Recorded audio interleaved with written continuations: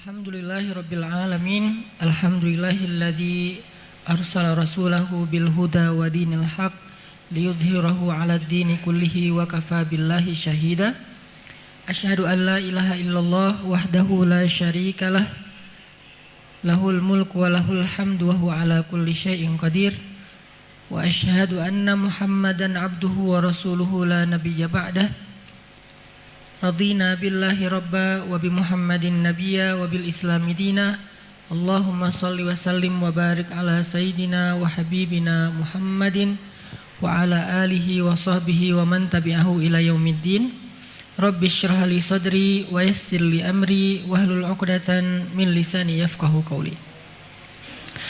Teman-teman sekalian, anak muda Kota Bandung yang dirahmati Allah, alhamdulillah kita bisa ngumpul lagi di sini untuk ngelanjutin kajian rutin kita setiap Rabu malam yang saya lebih suka menyebutnya dengan tongkrongan ilmu. Nongkrong di rumah Allah sambil mencari ilmu. Mudah-mudahan, terutama tadi saya ngelihat di depan ada layar terus duduk kayak santai gitu. Seandainya saya bisa ganti posisi, mending saya di sana aja. Terus ada yang ceramah, kayaknya enak ya, kayak nobar gitu.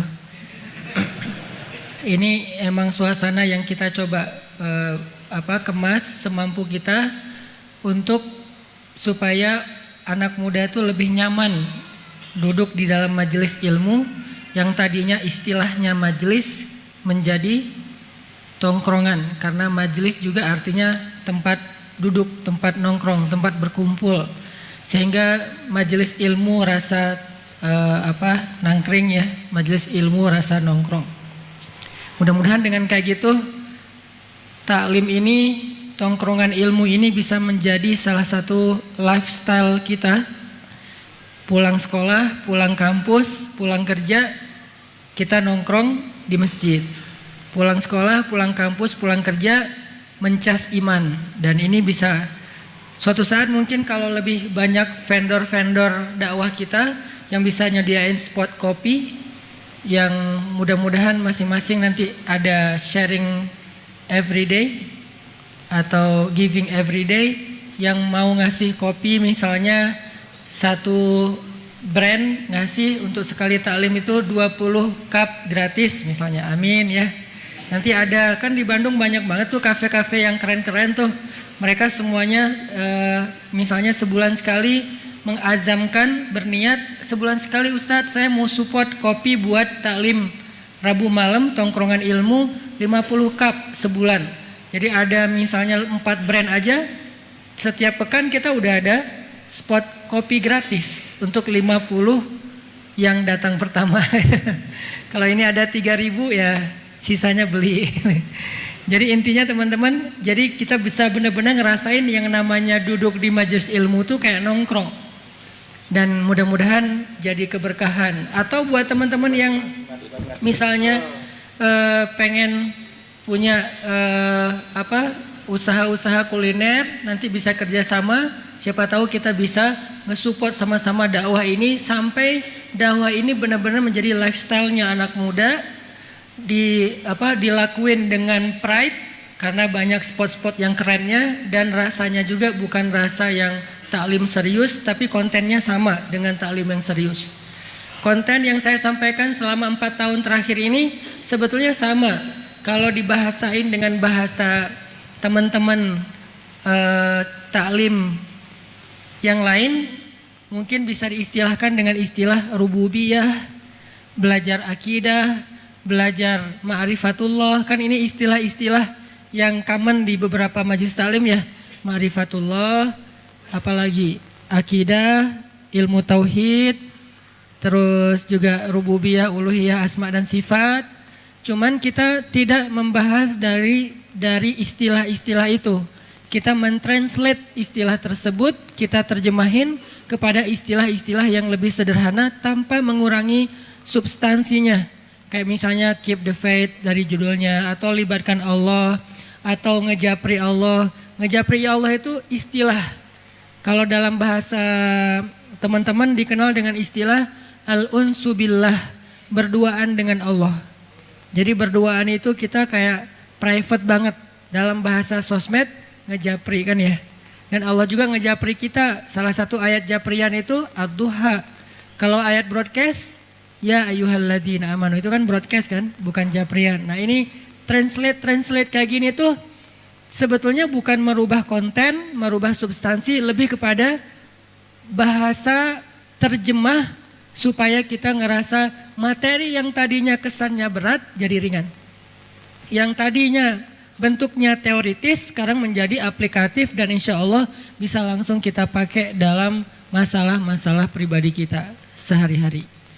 Jadi kita mencoba untuk jadiin Rabu malam ini dan juga kajian-kajian yang lain jadi youth friendly banget, kajian anak muda banget yang kalau kita duduk di situ kita kayak nongkrong bareng aja, bareng geng kita, bareng teman-teman, bareng barudak lah, teman-teman main terus ngumpul lagi di sini, teman-teman kampus ngumpul lagi di sini. Tapi bedanya apa? Kalau di tempat lain kita murni ngopi, di tempat lain kita ngobrol, kalau di sini kita mendengar ayat Allah dibacakan, hadis-hadis Rasulullah dibacakan, nasihat-nasihat ulama disampaikan, sehingga ini bisa jadi salah satu fast charging buat iman kita tanpa harus susah-susah, tanpa harus boring, tanpa harus krik-krik, tanpa harus terlalu garing gitu. Jadi mudah-mudahan kita bisa lebih sering lagi ngajak teman-teman kita, geng-geng kita yang ada di tempat main kita buat yuk kita nongkrong di tongkrongan ilmu Rabu malam yang kita keliling di beberapa masjid. Alhamdulillah sekarang ada di masjid yang luar biasa ini. Mudah-mudahan malam ini kita dapat fast charging iman. Teman-teman yang dirahmati Allah, 2 pekan yang lalu karena pekan kemarin sempat break dulu untuk Idul Adha. 2 pekan yang lalu kita membahas tentang surat Ad-Duha. Kita sebetulnya belum tuntas ya surat Ad-Duha ya, baru ayat ketiga kalau nggak salah fokusnya, ayat ma wadda'aka rabbuka wa ma qala. Robmu, Tuhanmu, penciptamu, pemilikmu, Robmu itu nggak pernah ninggalin kamu, nggak pernah benci sama kamu. Kalimatnya kamu, artinya japrian, khusus secara personal touch, bukan kepada kalian. Kalau kalian ma wadda'akum rabbukum wa ma qala. Kalau kalian broadcast, tapi ini japrian banget nih. Allah lagi ngomong kepada Rasulullah sallallahu alaihi wasallam secara pribadi. Nah, ayat ini ternyata bukan cuman buat Rasulullah sendiri, tapi juga buat kita. Ketika kita ngerasa sendiri, kan kalau rame-rame nggak ada istilah ngerasa sendiri ya. Aku lagi kesepian bersama teman-teman, kan nggak ya? Yang namanya kesepian sendiri. Aku lagi kesepian bersama pasangan, kan nggak mungkin kan ya? Yang namanya kesepian pasti Jovisa. Istilah lebih smooth. Nggak tega bilang jomblo. Jovisa, jomblo fisabilillah. Jadi kalau yang namanya sepi atau kayak lonely gitu pasti sendiri. Sehingga kalimatnya kamu, engkau. Nah ayat ini selain berlaku buat Rasulullah SAW secara konteks, dia juga berlaku buat kita dalam masalah-masalah pribadi kita. Dalam kasus-kasus kita yang macam-macam tuh. Allah kayak ngasih tahu ke kita, hambaku, kamu jangan patah semangat. Aku nggak pernah ninggalin kamu. Hambaku, kamu jangan pundung. Aku nggak pernah marah sama kamu. Hambaku, kamu jangan nyerah. Aku nggak pernah ninggalin kamu. Hambaku, jangan putus asa, aku nggak pernah marah sama kamu. Jadi kalimat ma wadda'aka rabbuka wa ma qala ini kalau kita tafsirkan ke ayat-ayat yang lain itu banyak banget. Salah satu ayatnya ma wadda'aka rabbuka wa ma qala itu apa? Salah satu tafsirannya al-ayah bil ayah kalau bahasa tafsir ya, memahami ayat dengan ayat. Allah nggak pernah marah kepada hamba-hambanya. Salah satunya Qul ya ibadiyalladzina asrafu ala anfusihim la taqnatu min rahmatillah innallaha yaghfirudz dzunuba jami'a. Ini bukti kalau Allah nggak pernah marah kita udah banyak dosa, asrafu ala anfusihim, yang dosanya itu udah nggak kehitung, dosanya itu udah kelewat batas, dosanya itu udah berlebih daripada yang normal orang lain lakuin. Apa dosa yang normal? Dosa lupa, dosa nggak sengaja, itu dosa normal. Tapi ini sengaja, dosa besar berulang-ulang dalam waktu yang cukup lama, bertahun-tahun. Itu namanya asrafu ala anfusihim, udah melampaui batas. Udah segitunya kita ke Allah, Allah masih manggil kita ya ibadi, wahai hambaku. Itu bukti kalau Allah itu wama kola, gak benci sama kita. Allah tuh gak pernah benci sama kita. Kalau Allah benci sama kita, maka ketika kita bikin dosa sekali, itu jadi kayak ada alasan banget buat Allah langsung mencelakai kita tuh kan. Jadi bukan saya loh ya yang zalim, dia emang kayak gitu, pantas dibinasain, langsung dibinasain. Kalau Allah udah kayak ada masalah pribadi gitu sama kita. Kan beberapa teologi, beberapa ideologi meyakini bahwa dewa juga kadang-kadang ada masalah dengan hambanya gitu kan, dengan kayak manusia gitu. Ada beberapa mitos lah ya, termasuk mitos di orang Arab jahiliyah, bahwa kadang-kadang dewa mereka tuh kayak ada urusan pribadi, ada sebel pribadi gitu, kayak nyimpan gitu sama manusia sehingga balas dendam. Jadi dewanya balas dendam. Kalau Allah tuh nggak gitu. Wama qala, nggak pernah benci sama kita, nggak pernah benci sama kita. Walaupun kita asrafu, dosanya udah banyak banget, Allah nggak benci sama kita. Bukti nggak benci, Allah masih manggil kita dengan kalimat ya ibadi, wahai hambaku. Padahal kan yang pantas disebut hamba itu kan yang menghambakan diri kan. Yang ibadi itu berarti yang beribadah. Nah kita nggak pernah beribadah, kok dipanggil ibadi? Ini berarti Allah tuh sayang sama kita. Sholat dulu sekian tahun jarang. Sampai kita mau masuk masjid itu kayak kagok banget gitu. Masuk masjid kayak masuk dunia lain. Oh, ini masjid ya. Oh, aku merasakan aura yang apa gitu. Terus baca Quran merinding sendiri. Kenapa? Karena bacanya malam Jumat surat jin. Jadi kayak gitu-gitulah, banyak magic-magicnya, klinik-kliniknya. Kenapa kita kagok banget dengan agama, mau ngomong agama itu kayak rasanya tuh serius amat, jadi kayak nggak asik ngomong agama itu, jadi kayak kaku gitu. Seolah-olah kalau kita mau memuji Allah itu malu-malu, mau bilang alhamdulillah aja malu-malu. Giliran bilang makasih, hatur nuhun, kita nggak pernah malu. Kenapa bilang hatur nuhun, makasih, thank you, syukran, nggak malu, sementara bilang alhamdulillah malu, saking kagoknya kita dengan agama, dengan Allah. Jadi kayak bilang makasih ya Allah tuh kayak malu gitu. Kalau bilang makasih ke teman, kita biasa aja, thanks bro gitu, biasa aja. Tapi kalau ya Allah makasih atau jazakallah, alhamdulillah gitu, kok jazakallah, alhamdulillah gitu tuh kayak rasanya sungkan gitu, malu-maluin. Kenapa? Karena bertahun-tahun kita jauh dari Allah, tapi Allah masih manggil ya ibadi, wahai hambaku. Ini bukti teman-teman kalau Allah itu ma wadda'aka rabbuka wa ma qala. Istilahnya Rob lagi. Kenapa Rob Ustadz? Kenapa enggak Allah? Ma wadda'aka Allahu wa ma qala. Ini kalau kita mau bedah lebih dalam lagi ya. Enggak apa-apa sekali-kali kayak gitu, agak-agak mendalam. Nih ya kalau kita bedah, kenapa ada istilah Rob rububiyah bukan Allah? Ma wadda'aka Allahu wa ma qala. Sebagaimana ketika Allah memperkenalkan diri kepada Musa, yang pertama itu bukan nama, tapi peran. Inni ana rabbuk. Inni ana rabbuk. Itu ayat pertama. Ayat berikutnya innani anallah. Kenapa Rabb dulu baru Allah? Kenapa peran dulu baru nama? Ini nih jadi persepsi berpikir. Lebih baik kita memperkenalkan kebaikan kita dulu kepada seseorang sebelum dia kenal nama kita, supaya dia berkesan kepada kita. Kalau ini dalam bahasa kayak sales, marketing, kita kayak nyebutin produk dulu, kita nyebutin jabatan dulu, baru kita nyebutin nama misalnya, supaya orang trust, ngebangun trust dulu nih. Sama kayak kita sebelum kenal CV-nya, kita jelasin dulu tentang, atau kita lakuin dulu sesuatu kebaikan yang membuat orang interest.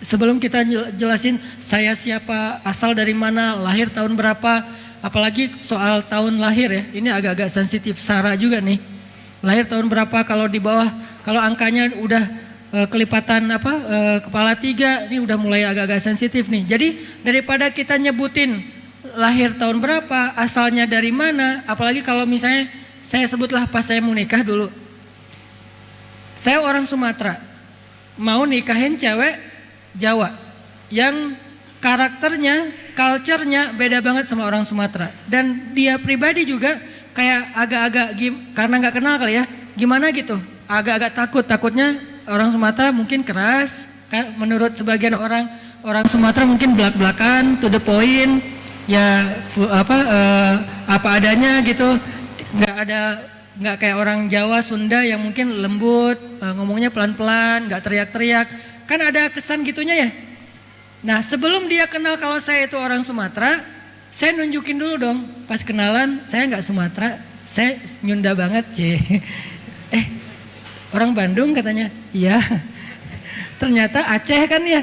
Jadi kayak baru ngomong gitu yang ditunjukin mungkin karakter yang dia nyaman dulu. Terus kayak orangnya kayak care gitu. Orangnya tuh pengertian banget. Orangnya tuh dewasa banget, matang segala macam, santun pas bicara. Baru setelah itu ketika saya memperkenalkan, saya tuh dari Sumatera loh. Itu akan jadi excuse buat dia, nggak masalah. Kenapa? Karena udah ngelihat dulu. Oh iya ya, kamu gak apa-apa deh walaupun Sumatera juga, karena kamu orangnya lembut, kamu orangnya santun, kamu orangnya. Jadi Allah itu memperkenalkan diri, Ana Rabbuk. Maksudnya apa? Rabb itu, akulah yang menciptakanmu. Akulah yang ngasih kamu rezeki. Akulah yang menjaga kamu. Akulah yang nolong kamu. Apa terjemahan dari kata Rabb kalau kita breakdown? Rabb itu kalau di breakdown adalah alam yajidka yatiman fa'awa, wa wajadaka dhallan fahada, wa wajadaka ailan fa'aghna, itulah Rabb. Jadi ketika Allah ngomong ma wadda'aka rabbuka wa ma qala, artinya apa? Rabbmu tidak pernah meninggalkanmu, artinya dialah yang selama ini memperbaiki ciptaan pada dirimu sehingga kamu menjadi seorang sosok manusia yang ideal secara fisik. Nabi kan ideal banget secara fisik ya, enggak berlebihan, enggak juga pas-pasan, ideal. Karena yang paling bagus itu bukan pol ya, yang paling bagus itu tawazun, wasatiyah kalau dalam konsep berpikir. Pas banget, Nabi bukan cowok yang paling tinggi di antara sahabat, tapi juga bukan yang paling rendah, pas. Nabi kalau jalan bukan yang paling cepat, tapi bukan yang lola, bukan yang slow banget, pas juga. Ideal banget, Nabi itu kalau bicara bukan yang paling teriak, tapi juga nggak terlalu pelan yang bikin nggak gitu-gitu amat juga sih, pas gitu. Jadi tawazun, sehingga Allah lah sebagai Rabb yang telah menciptakan kamu dalam tawazun, dalam fisik yang ideal wahai Muhammad. Allah juga yang memelihara kamu, yang nanti dijelaskan di alam yajidka yatiman dan seterusnya. Allah juga yang melindungi kamu, Allah juga yang menjaga kamu, Allah yang sayang sama kamu, Allah yang begini. Semua itu adalah bukti bahwa Allah ma wadda'aka wa ma qala, tidak pernah ninggalin kamu, gak pernah benci sama kamu. Ini adalah ayat motivasi. Mudah-mudahan ini jadi booster yang lebih bagus daripada 1 minute booster ya. 1 minute booster kan kadang benar, kadang nggak jelas, nggak inilah ya. Tapi kalau ma wadda'aka rabbuka wa ma qala, itu booster banget teman-teman. Itu mood booster banget. Caranya kita baca berulang-ulang. Kalau kita lagi kayak ngerasa kok saya hidupnya gini-gini banget ya, kok Allah nggak nolongin saya, baca lagi wadduha wal laili idza saja ma wadda'aka rabbuka wa ma qala. Rabbmu tuh nggak pernah ninggalin kamu, nggak pernah benci sama kamu. Kok saya kayak hidupnya nggak berhenti dari masalah ya? Kapan sih datangnya pertolongan Allah? Ma wadda'aka rabbuka wa ma qala. Allah tuh nggak meninggalkan kamu, nggak benci sama kamu. Pertolongan itu pasti akan Allah datangkan. Ala inna nasrallahi qarib. Bukankah pertolongan Allah sudah dekat? Kayak gitu diulang-ulang sesuai dengan masalah kita. Jadi teman-teman, itu udah kita bahas kemarin, walaupun ini ada sedikit tambahan analogi gitu, bahwa kita berharap dengan mengulang-ulang kalimat ma wadda'aka rabbuka wa ma qala, kita nggak jadi orang yang gampang putus asa, nggak jadi orang yang gampang menyerah, nggak jadi orang yang gampang patah, nggak jadi orang yang gampang kalah, nggak jadi orang yang gampang marah gitulah ya. Kenapa jadi A semua ya? Jadi intinya ayat itu harusnya menguatkan kita ketika kita lemah, memantapkan hati kita ketika kita galau dengan pilihan hidup, membuat kita berani ketika kita dalam keadaan takut. Ayat itulah yang kemudian diterjemahin di surat yang lain, la tahzan innallaha ma'ana. Sama aja kan? Tuhanmu gak pernah meninggalkan kamu, gak pernah benci sama kamu dengan kalimat jangan khawatir, karena la tahzan dalam konteks ayat itu khawatir. Jangan khawatir, Allah bersama kita. Jangan khawatir, Allah bersama kita, karena Allah gak pernah marah, gak pernah meninggalin kita. Kan gitu kan ya? Itu sebetulnya 2 atau sekian ayat yang sejenis, setipe, semakna, cuman beda redaksi. Jadi kalau kita kaman banget dengan istilah la tahzan innallaha ma'ana, coba kembangin deh kalimat itu dengan surat Ad-Duha. Apa bukti Allah tuh bersama kita? Alam yajidka yatiman fa'awa. Terus siapa yang ngasih kita perlindungan ketika kita sendiri kalau bukan Allah bersama kita? Wa wajadaka dhallan fahada. Terus siapa yang ngasih Nabi jalan petunjuk ketika beliau tersesat di dalam padang pasir kalau Allah enggak bersama kamu? Wa wajadaka ailan fa'aghna. Terus siapa yang ngasih Nabi makan ketika beliau kelaparan kalau Allah enggak bersama dengan beliau? Jadi la tahzan innallaha ma'ana, arti lainnya adalah ma wadda'aka rabbuka wa ma qala. Itu teman-teman pemahaman dari surat Ad-Duha. Buat saya pribadi, surat Ad-Duha itu surat motivasi banget. Kalau saya lagi sedih, kalau saya lagi galau, kalau saya lagi sakit hati, kalau saya lagi sebel, kalau saya lagi boring banget, baca ayat itu sedikit banyak tergantung kita ya. Sedikit banyak akan mempengaruhi mood kita. Jadi mood lagi, jadi semangat lagi, jadi bergairah lagi, jadi optimis lagi. Itu harusnya Ad-Duha itu jadi kayak gitu. Itu baru namanya tadabbur Al-Quran. Sekarang kita pelajari gimana cara jadiin Ad-Duha itu sebagai penyemangat bagi kita dalam masalah-masalah kita. Oke. Sekarang kita lanjutkan kalimat berikutnya dari surat Ad-Duha. Tapi sebelumnya coba teman-teman buka dulu surat Al-Qasas. Surat 28. Surat Al-Qasas. Kita coba terjemahin surat Ad-Duha dengan pemahaman yang ada di dalam surat Al-Qasas.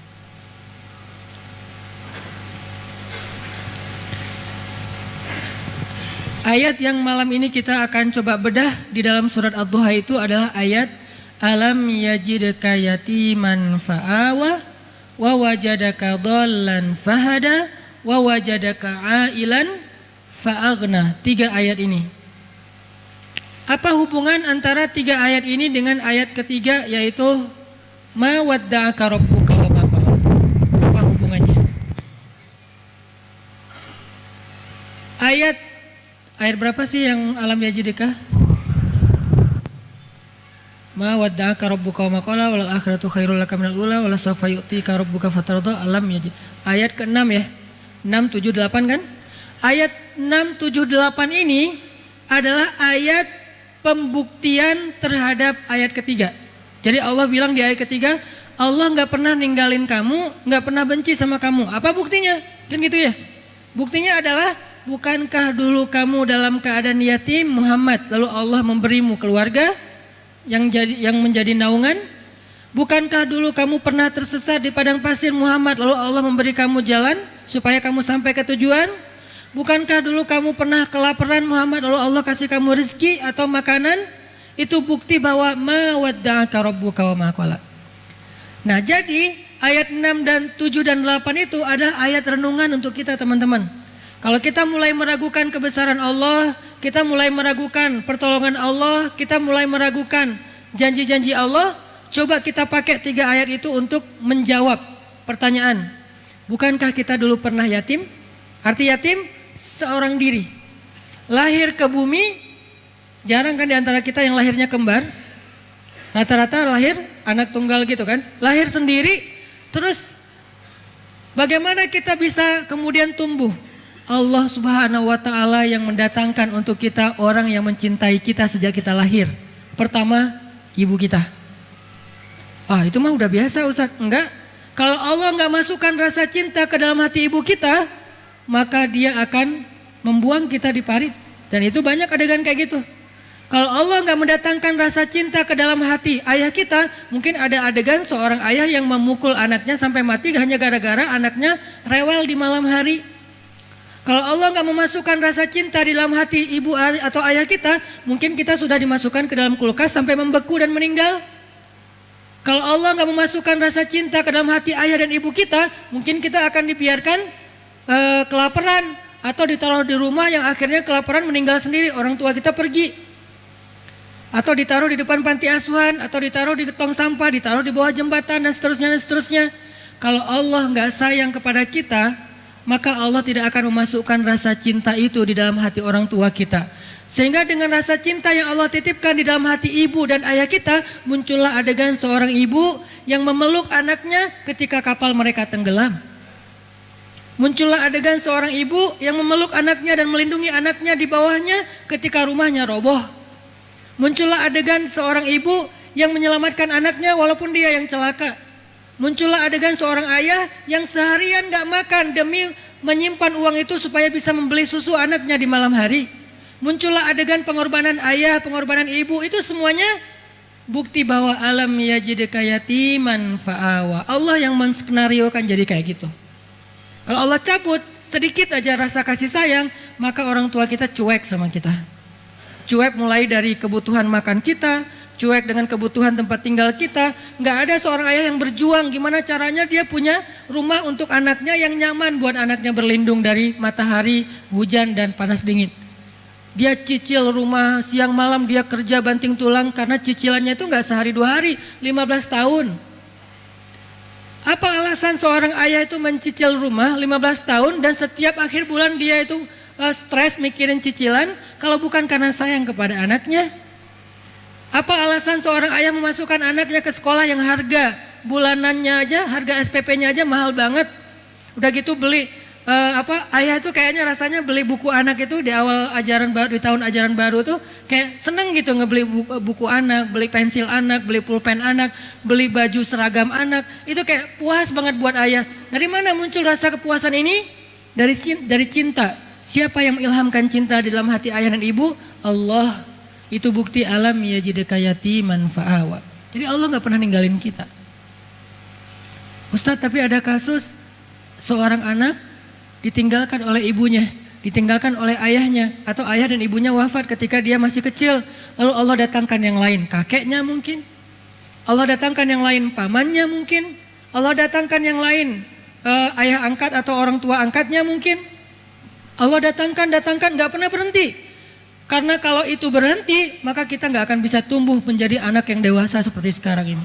Kita udah gak dapat apa-apa, kita udah celaka dari kecil. Kenapa ada adegan seorang ayah yang mati-matian mencari sampai mendonorkan ginjalnya demi untuk mengobati anaknya yang sakit? Bahkan nauzubillah sampai ada seorang ayah yang dia rela mendonorkan jantungnya dan dia meninggal demi untuk menggantikan anaknya yang juga kecelakaan dan seterusnya. Dia donor darah udah biasa, donor organ.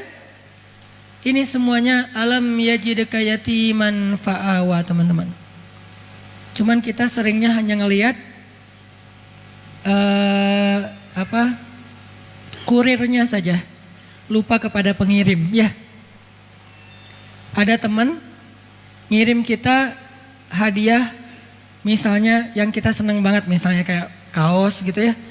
Tadi pas jalan sama dia kita kayak ngelihat sebuah kaos yang kayaknya tipe kita banget lah, warnanya, brandnya, kita kayak bangga banget kalau bisa pakai kaos itu.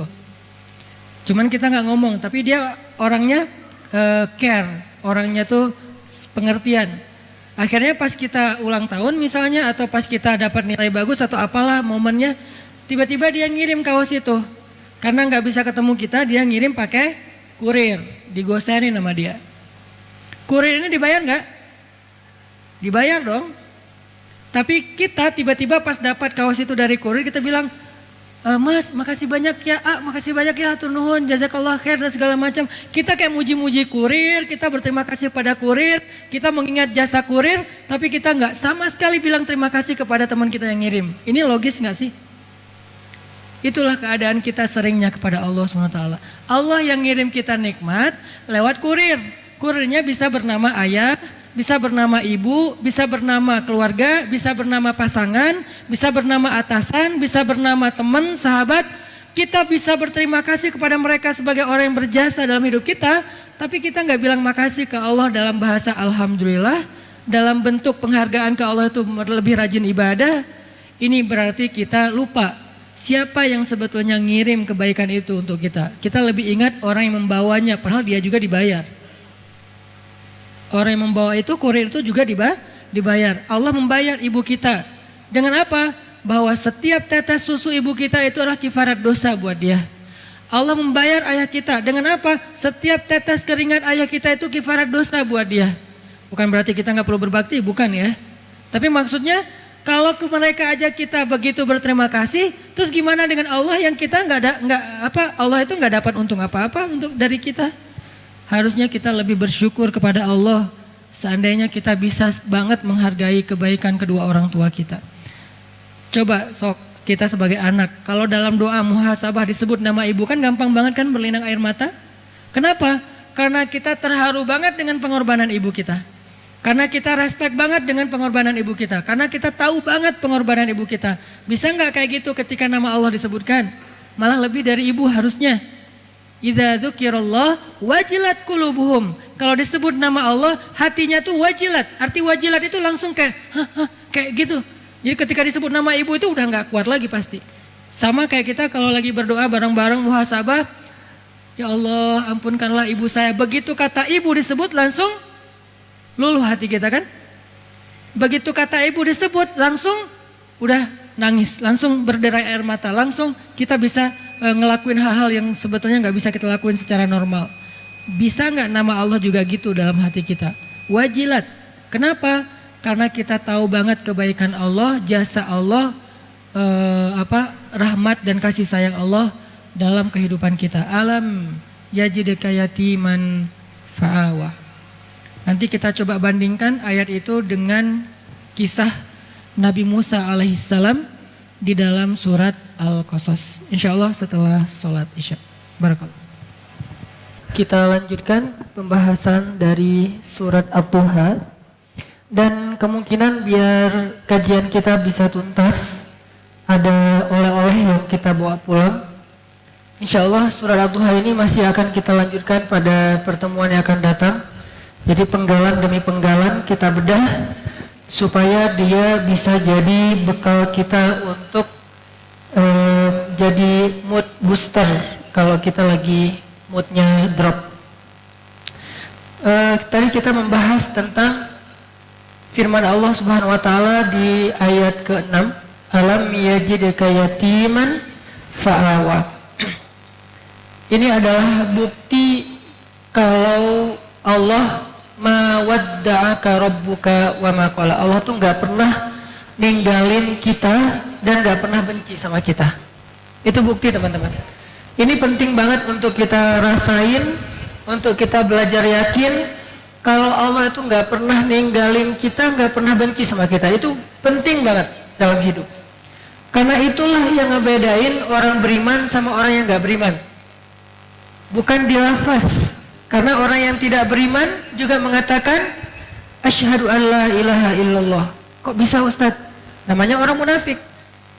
Orang munafik juga mengatakan amanna billahi wa bil yaumil akhir. Kami percaya kepada Allah dan hari akhir. Qalatil a'rabu amanna, kata orang Arab Badui kami beriman. Tapi kata Allah wa ma hum bimu'minin, mereka bukan orang yang beriman. Qul lam tu'minu, kalian belum beriman. Walakin qulu aslamna, kalian baru menjadi seorang yang beragama Islam tapi belum beriman. Terus yang membedakan antara orang mukmin dengan orang yang tidak mukmin, orang mukmin selalu yakin Allah itu nggak pernah ninggalin dia dalam kondisi apapun dan tidak pernah benci kepada dia. Kalau Allah udah benci sama kita nih, kita bilang astagfirullah, Allah udah malas. Sama kayak kita benci sama orang kan, semuanya jelek kan di mata kita.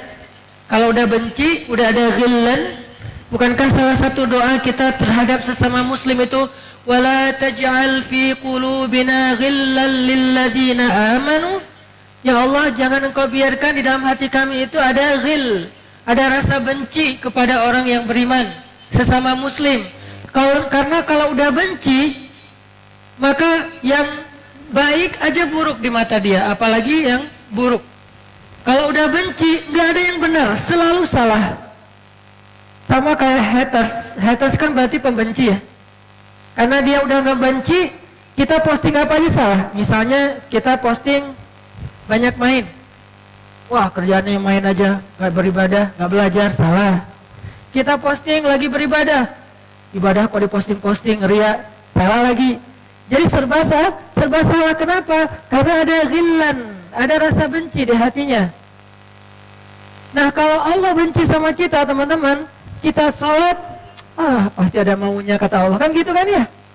Lagian Allah tahu banget lah isi hati kita. Sehingga Allah sendiri juga mengatakan di beberapa ayat, termasuk di dalam surat Luqman, ada di antara hamba-hambaku yang mereka seperti orang yang sedang berlayar di lautan, lalu ketika mereka digulung ombak yang seperti gunung, tiba-tiba mereka mengingat aku, memuji aku, berdoa kepadaku dengan penuh khusyuk. Tapi ketika mereka selamat di daratan, mereka melupakan aku. Jadi Allah tuh sebetulnya tahu, kadang-kadang kita tuh modus banget. Kadang-kadang kita tiba-tiba rajin tahajud gara-gara mau ujian nasional. Kita tiba-tiba jadi sedekah gara-gara mau tes wawancara. Tiba-tiba kita jadi tilawahnya bagus, belajar tahsin segala macam karena mau lamaran. Kenapa? Karena ada maunya. Akhirnya kita coba kayak PDKT gitu sama Allah SWT. Allah tahu, tapi Allah biarin aja. Kenapa? Karena Allah nggak benci sama kita. Allah lihat sisi baik kita gitu. Oh, walaupun selama ini dia nggak ada maunya, sekarang udah ada maunya, berarti dia masih nganggap aku gitu kan, seolah-olah ya. Allah terima kedatangan kita. Kita udah mentok dengan dosa-dosa, akhirnya dosa itu bikin kita celaka. Gara-gara dosa hutang kita 100 miliar, gara-gara dosa kita jadi sakit, gara-gara dosa kita akhirnya jauh dari orang-orang baik, gara-gara dosa rumah tangga kita berantakan. Akhirnya kita balik ke Allah setelah kita nyerah dengan dosa-dosa, udah nggak berdaya, baru balik ke Allah. Kalau Allah benci, Allah balas tuh. Tapi Allah nggak benci, Allah terima. Baru kita berjalan ke Allah selangkah, Allah udah berlari ke arah kita. Baru kita mendekat ke Allah sejengkal, Allah udah mendekat ke kita sehasta. Baru kita mendekat ke Allah sehasta, Allah udah mendekat ke kita sedepa. Ini bukti bahwa ma wadda'aka rabbuka wa ma qala. Ini perlu banget buat kita belajar yakin ini, teman-teman. Ayat 3 ini salah satu ayat yang membedakan mukmin dengan orang yang ghairu mukmin, yang tidak beriman. Orang mukmin selalu percaya Allah tuh nggak pernah benci sama dia. Selalu percaya Allah itu nggak pernah ninggalin dia. Sesulit apapun dia masih bilang ya Allah. Sementok apapun dia masih mengangkat ya Rabbi. Walaupun dengan logika manusia dia bilang dia udah celaka, tapi dia mengatakan la haula wala quwata illa billah. Hasbiyallah, hasbunallah. Itulah kalimat orang yang beriman karena dia percaya ma wadda'aka rabbuka wa ma qala. Kalau orang yang tidak beriman, negaranya modern, negaranya maju, bangunan-bangunan di negaranya tuh futuristik, kota-kotanya tuh smart city, tapi angka bunuh dirinya tuh paling tinggi. Kenapa? Karena dia putus asa setelah mendapatkan satu masalah kecil, karena dia tidak pernah yakin bahwa Allah sayang sama dia, bahwa Allah pasti nolongin dia, seolah-olah hidupnya sudah selesai dengan hanya masalah sepele. Buat teman-teman yang merasa lemah ketika habis diputusin sepihak, pas lagi sayang-sayangnya, hidup kita belum berakhir. Ada yang nggak pernah mutusin kita, yaitu Allah Subhanahu Wa Taala. Allah nggak pernah mutusin kita. Ma wadda'aka rabbuka wa ma qala. Apalagi lagi sayang-sayangnya sama Allah terus diputusin, nggak mungkin. Kalau makhluk lagi sayang-sayangnya diputusin, mungkin. Dan itu nggak enak banget. Jadi curhat. Itu kalau misalnya lagi kayak gitu diputusin nggak enak banget. Tapi ke Allah nggak bakalan, teman-teman. Kenapa? Karena Allah itu sayang banget. Lebih sayang Allah ke kita daripada ibu kita kepada kita. Nah, ibu kita sayang ke kita juga bagian dari kasih sayang Allah. Ayah kita bagian dari kasih sayang Allah. Pasangan kita bagian dari kasih sayang Allah. Anak kita bagian dari kasih sayang Allah. Sahabat dan geng kita bagian dari kasih sayang Allah. Jadi kasih sayang Allah yang wujud, yang kita lihat adalah lewat orang tua kita, lewat keluarga kita, lewat teman-teman kita. Masih banyak lagi kasih sayang Allah yang kita nggak sadari tapi ada dalam kehidupan kita. Ini yang perlu kita bangun, teman-teman. Ini namanya belajar akidah yang sebenarnya. Karena buat saya pribadi, belajar akidah itu bukan belajar teori. Belajar akidah itu bukan belajar istilah. Mana rububiyah, mana uluhiyah, mana asma, mana sifat. Ini untuk kalangan tertentu ya, kalangan para ulama, para dai. Tapi untuk kita, aplikatifnya, kita nggak harus hafal rububiyah. Kita nggak harus hafal uluhiyah, itu bedanya dengan rububiyah apa. Yang penting kita yakin. Baru nanti bonusnya kita belajar teori itu. Tapi kita belajar ya, belajar yakin. Yang sering saya ulang-ulang, bagaimana seorang Bilal bin Rabah dengan satu kata saja itu bisa dia aplikasikan membuat dia tabah menghadapi ujian yang kadang kita nggak sanggup menghadapi ujian kayak gitu. Ahadun ahad. Bagaimana seorang Ibrahim muda, Ibrahim yang masih usia kita gitu, 17 tahun, ada yang bilang 20-an tahun, ketika dimasukkan ke dalam api, mengatakan, hasbi Allah, itu cukup buat dia. Ini namanya belajar iman, belajar yakin. Bukan belajar teori tentang teologi, atau tentang akidah, atau tentang ma'rifatullah. Walaupun semua teori itu penting dan baik. Tapi nomor satu buat saya adalah belajar yakin sama Allah. Karena orang yang berilmu, ukurannya, indikasinya adalah rasa. Orang yang berilmu, indikasinya bukan wawasan menurut Al-Quran. Al-ilmu huna fil qalb, al-fiqhu fiqhul qulub. Ilmu itu di sini, di dalam hati. Karena pemahaman, kata ulama, al-fiqhu fiqhul qulub. Pemahaman itu adalah pemahaman hati. Sehingga orang yang berilmu, indikasinya adalah rasa di hatinya. Apa buktinya, Ustadz? Buktinya, innama yakhsyallaha min ibadihi al-ulama. Sesungguhnya yang takut kepada Allah di antara hamba-hambanya siapa? Orang yang berilmu. Berarti orang yang berilmu, ukurannya adalah rasa takut kepada Allah. Rasa. Dan rasa itu adanya di sini. Dan itu namanya iman. Salah satu di antara cabang iman, al-khawf, al-hub, al-raja, al-mahabbah, dan seterusnya, dan seterusnya. Itu bagian dari iman. Al-khasyah, al-khawf, itu semuanya bagian dari iman. Sehingga ketika kita belajar iman, kita belajar akidah, kita belajar ma'rifatullah, artinya kita belajar yakin sama Allah. Sesederhana itu, teman-teman. Wah, berat juga ya ilmu ma'rifatullah. Berat teorinya. Tapi lebih berat lagi memasukkan teori itu ke dalam hati. Dan kalau itu berhasil, maka walaupun teorinya kita lupa, apa sih kemarin ayatnya, apa sih kemarin hadisnya, mungkin kita bisa lupa. Tapi rasa itulah yang akan mengarahkan hidup kita siratul mustaqim atau justru melenceng, dolin atau maghdubi alaihim, na'udzubillah min dzalik. Jadi makanya teman-teman, ayat ma wadda'aka rabbuka wa ma qala, coba kita ulang-ulang, kita hayati, kita belajar yakin, harus sampai ke tingkat nggak mungkin Allah benci sama saya. Nggak mungkin Allah dendam sama saya. Sehingga nggak ada lagi pertanyaan apa sih maunya Allah. Nggak ada lagi pertanyaan Allah nggak fair sama saya. Nggak ada lagi pertanyaan Allah kok gitu sih sama saya. Allah kok nggak adil sih. Nggak ada lagi pertanyaan-pertanyaan seperti itu. Nggak ada lagi pertanyaan-pertanyaan seperti itu. Karena kita yakin ma wadda'aka rabbuka wa ma qala. Allah tuh nggak pernah ninggalin kita, nggak pernah benci sama kita. Kalau kita lapar, ingat Allah, ya Allah saya lapar. Kalau kita galau, ingat Allah, ya Allah pilihkan untuk saya yang terbaik. Yang hijabnya ala Turki atau yang hijabnya ala Arab. Yang pakai cadar atau yang pakai jilbab doang. Kalau kita galau, minta ke Allah, ya Allah pilihkan untuk saya yang pakai pakaiannya kuplukan atau yang pakai kopiah. Kan dua-duanya juga baik ya, insya Allah.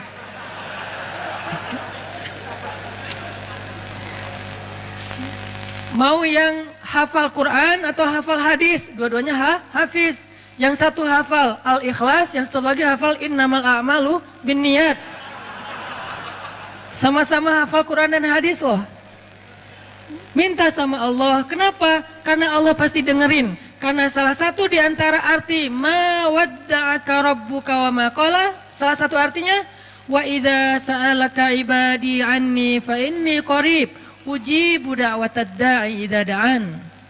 Kalau hambaku bertanya kepadamu tentang aku, bilang aku tuh dekat. Artinya dekat, aku tuh dengar apa yang mereka minta. Maksud dari qarib di sini bukan Allah ada di sebelah kita bertempat, bukan.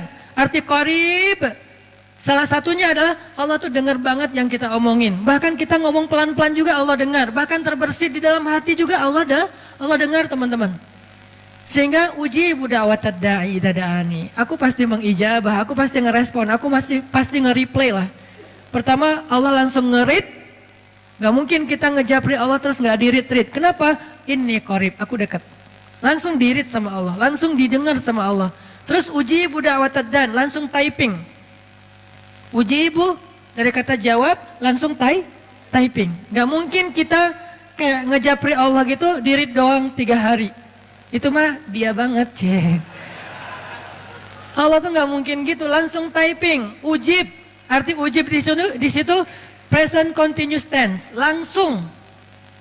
Nggak sampai future tense, future-nya tuh setahun, nggak. Langsung saat itu juga Allah merespon, mereplay, menjawab japrian kita. Begitu kita bilang, ya Allah, Allah langsung mengatakan, Ai abdi, ada apa wahai hambaku? Ya Allah, halum ilayya abdi, ya Allah. Dan seterusnya. Kalau kita ngomong ke Allah, labbaika ya Rabbi, kalau Allah memanggil kita, ada apa wahai hambaku? Hal indaka hajah, kamu punya masalah? Hal min di hajah, ada enggak di antara kalian yang punya masalah? Kata Allah, hal min taib, kamu pengen taubat? Allah langsung nanya gitu, Allah langsung nge-replay, Allah langsung nge-ijabah. Ini arti dari ma wadda'aka rabbuka wa ma qala. Kalau Allah ninggalin kita, begitu kita berdoa, emang kamu pernah doa? Allah sih nggak dengerin saya doa, karena Allah udah pergi. Enggak, Allah nggak pergi. Allah qaribun ujibu da'watan da'i idza da'an, sami'un basirun alimun khabirun latifun raufun wadud. Semua kalimat ini bahwa Allah itu dengar banget yang kita minta, teman-teman. Jadi jangan putus asa untuk begini. Capek aja saya berdoa Allah nggak dengar. Berarti kita nggak percaya dengan ayat 3 surat Ad-Duha. Ma wadda'aka rabbuka wa ma qala. Berarti kita nggak percaya dengan ayat wa idza sa'alaka ibadi anni fa inni qarib. Minta aja sama Allah. Yakin deh sama Allah. Kita aja bisa yakin sama makhluk, masa sama Allah enggak? Makhluk aja bisa sangat menjaga perasaan kita, masa Allah enggak? Makhluk aja nepatin janji banget, masa Allah enggak? Makhluk aja komitmen, masa Allah enggak? Allah lebih daripada makhluk pastinya, karena tidak ada makhluk yang serupa dengan Allah. Allah ala kulli syai'in qadir, azimun dalam segala sesuatu maha besar. Sehingga teman-teman, jadikan ma wadda'aka rabbuka wa ma qala iman. Bukan cuma hafalan, iman. Ketika kita lagi galau gitu, ninggalin gak ya pekerjaan ini ya? Tinggalin gak ya cara-cara yang gak benar kayak gini ya? Galau kan? Soalnya kalau kita tinggalin untungnya lumayan. Terus yang kita pekerjaan yang halal belum jelas. Kalau kita kerjain, ntar Allah marah. Kan kayak galau gitu kan ya? Harusnya di situ mah gak perlu galau. Galau itu dalam hal sama-sama baik, itu galau. Kalau hak dan batil nggak perlu galau sih sebetulnya, cuman oke lah, karena kita manusia biasa. Galau di situ, bilang ma wadda'aka rabbuka wa ma qala. Artinya apa Ustadz dalam konteks kegalauan saya tadi? Artinya kalau kita pilih pilihan Allah, Allah pasti nanti akan menghargai kita dengan ganti yang lebih baik setelahnya. Yakin deh, yakin. Karena Allah nggak pernah ninggalin kita. Tapi kalau kita berpihak sama Allah, memilih pilihan Allah, sedangkan Allah kayak pergi gitu, lagi kemana gitu, lagi sibuk, kan kita kayak rugi gitu kan? Terus gak diwaro gitu sama Allah, gak mungkin. Ketika kita memilih pilihan Allah, Allah langsung bantu kita. Wa may yattaqillah. Siapa yang memilih pilihan Allah? siapa yang taat sama Allah, siapa yang menjalani perintah Allah, siapa yang meninggalkan larangan Allah. Ini kan semuanya arti takwa kan? Wa may yattaqillah. Kalau kita taat sama Allah dalam hal menjalankan perintah, meninggalkan larangan, meninggalin hal-hal yang Allah nggak suka, yaj'al lahu makhraja, pasti dikasih jalan keluar. Nggak mungkin nggak, mustahil 100% pasti dikasih jalan keluar. Pasti. Kata pasti ini jangan cuma diucapkan dengan lisan. Kata pasti ini harus masuk ke dalam hati kita. Di sini berlaku kalimat pasti, bukan insya Allah. Karena insya Allah itu berlaku dalam urusan kita. Tapi kalau dengan Allah, Allah sendiri yang berjanji. Dan janji Allah itu pasti Allah penuhi. Enggak juga sih, terserah Allah. Kadang dipenuhi, kadang enggak. Berarti kita berburuk sangka kepada Allah. Enggak, kalau dalam hal ini sunnatullah, udah ketetapan Allah, pasti dipenuhi. Tapi kalau dengan makhluk, nggak bisa. Gimana pun dia mau komitmen, harus ada insya Allah, harus ada izin Allah dong. Tapi kalau ini emang Allah sendiri yang ngomong, gimana mau pakai insya Allah lagi? Allah berjanji akan memberi saya jalan keluar, insya Allah. Ini agak-agak unik ya. Allah berjanji mau ngasih kita jalan keluar, insya Allah. Terus Allah masih butuh izin gitu? Nggak butuh. Udah aja kalau Allah berjanji namanya pasti. Hakul yakin, bukan lagi sekedar zon, bukan lagi sekedar kayak wacana gitu, kayak janji-janji kosong gitu, kayak gombal gitu, bukan. Benar-benar hakul yakin. Nah, kata pasti inilah yang harus kita masukkan ke dalam hati kita, teman-teman. Sehingga kita percaya banget, udahlah nggak usah khawatir, hidup sama Allah mah aman. Hidup sama Allah mah terjamin. Hidup sama Allah mah tenang aja. Kenapa? Allah lah sebaik-baik yang menepati janji. Ma wadda'aka rabbuka wa ma qala. Jadi surat Ad-Duha itu semua ayat yang kita bedah nanti intinya adalah ayat ketiga. Itu yang kita pengen mantepin, pengen masukin ke dalam hati kita.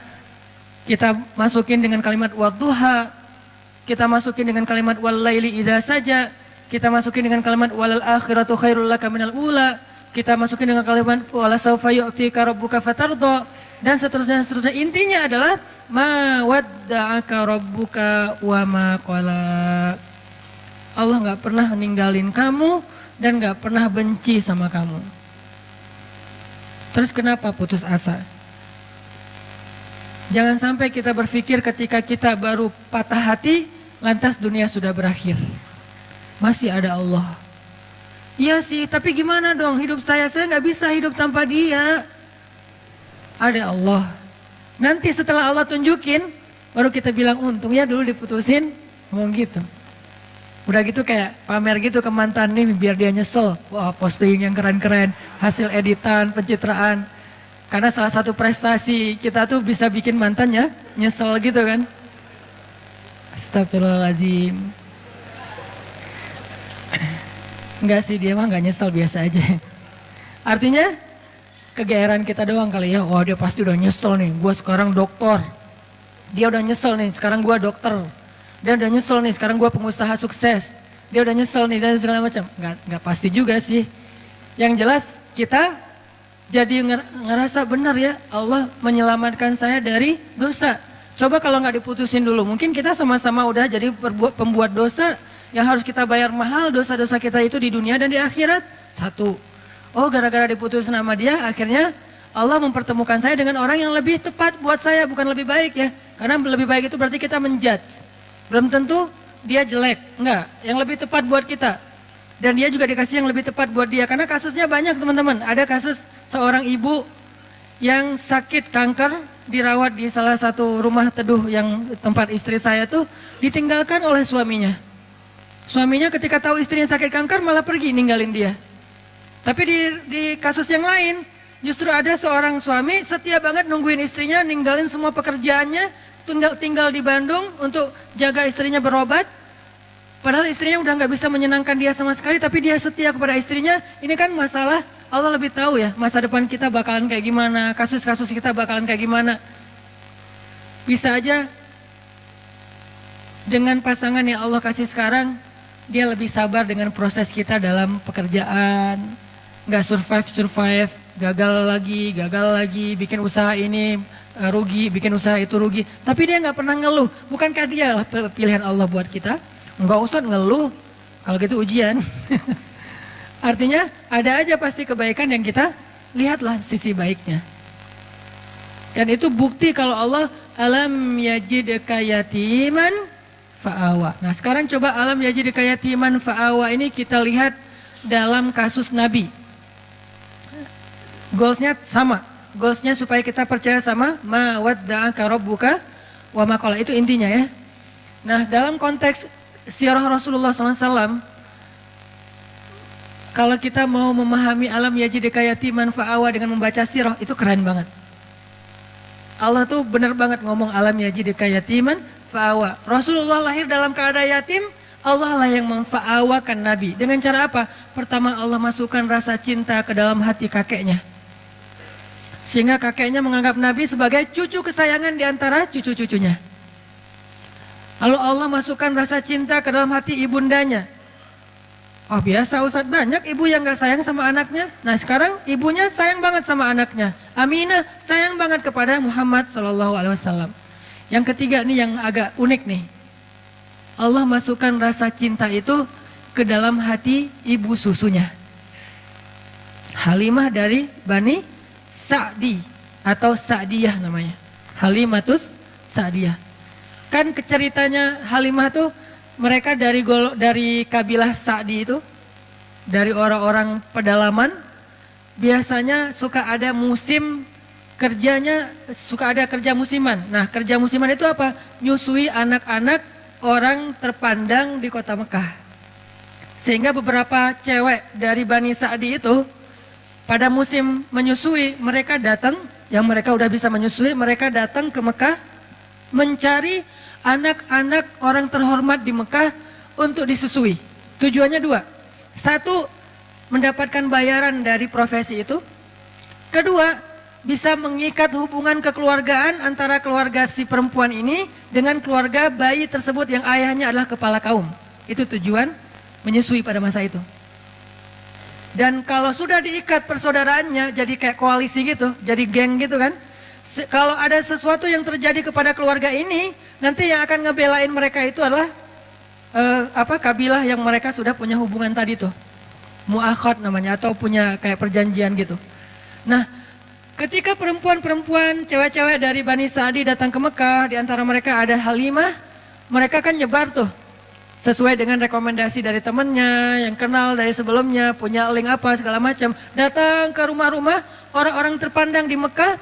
Terus cewek-cewek itu pada satu persatu mendapatkan bayi untuk disusui. Ada yang dapat bayi dari anak orang kaya, ada yang dapat bayi dari anak pemuka kaum, ada yang dapat bayi dari seorang anak yang dermawan, apa dan segala macam, banyak lah. Pokoknya banyak keuntungan. Kecuali Halimah.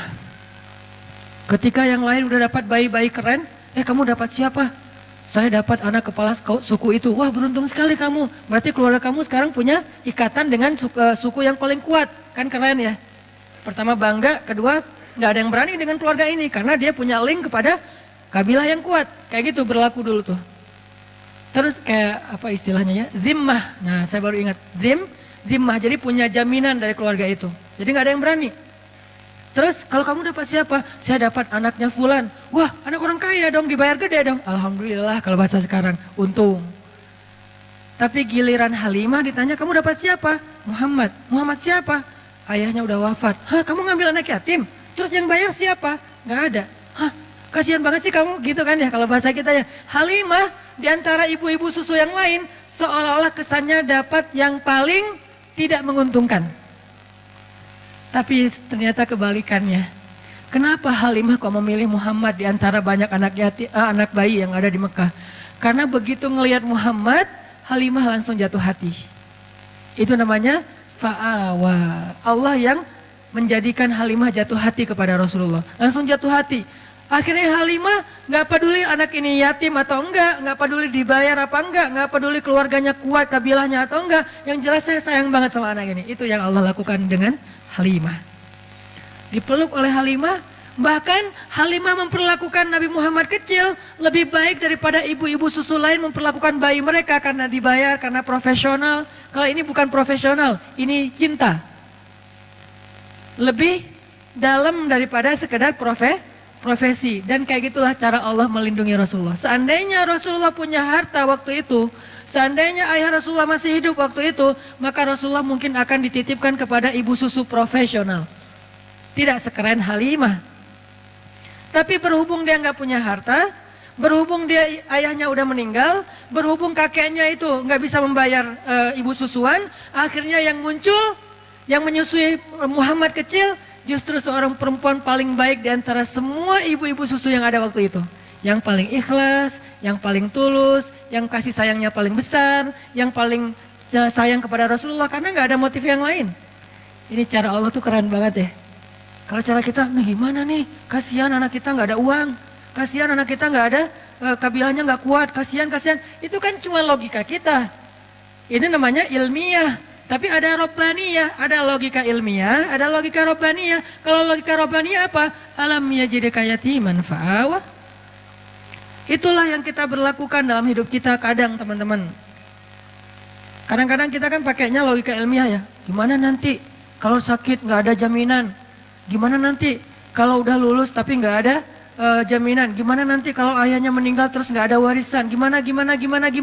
Ikhtiar mah ikhtiar aja. Cuman iman nggak boleh ngikutin ikhtiar. Dia terpautnya ke langit. Ikhtiar itu di bumi. Udah aja yakin sama Allah. Alam yajidka yatiman fa'awa. Saya anak tukang pangkas tapi kuliah di Mesir. Saya anak seorang ibu yang cuman ibu rumah tangga. Punya warung kecil di depan rumah tapi nggak pernah untung soalnya dimakan sama anaknya semua tuh, semua dagangan. Jual apa? Mak boleh ambil. Jadi kerjaan kita tuh makanin warung mak. Jadi nggak pernah untung. Yang ada rugi. Kok bisa kuliah di Mesir? Bukankah alam yajidka yatiman fa'awa? Allah punya banyak cara. Bisa aja Allah kasih caranya dengan saya ada sedikit prestasi dalam bidang tarik suara gitu. Musabakoh maksudnya, bidang musabakoh kayak alhamdulillah pas tampil bukan karena saya ngajinya bagus, kebenaran musabik itu mutasabik. Peserta yang lain asal tampil serak wae. Yang ini serak, yang ini salah baca. Ya udah alhamdulillah menang ya. Bukan karena bacanya keren, karena yang lain lagi nggak fit. Walaupun didoain juga sih, ya Allah serak dong please. Pas ngaji, jadi agak-agak kurang ikhlas juga namanya musabakoh anak-anak ya, kayak atlet gitu karena semangat, jatuh gitu.